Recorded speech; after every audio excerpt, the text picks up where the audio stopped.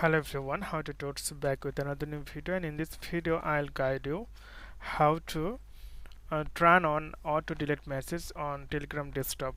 So type the word Telegram desktop on your search box, Telegram, then you'll see the option Telegram desktop, and what you need to do, you need to click here, three line left top corner on your screen, then click the settings and click the privacy and security, and the second option auto delete message, click here, then self-destruct timer. So you can set here after 1 day. It means that if you start chatting with someone after 1 day, all the messages will be disappeared and deleted.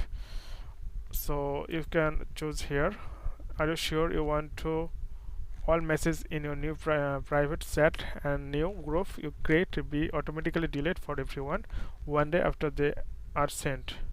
Okay, so you can choose 1 day, 1 week, 1 month, or you can set the time here, like you can do like 1 day, at least 1 day.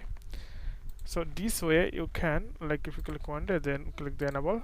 So after that, if you go back, if I send message here, hi, though this message will be deleted after 1 day.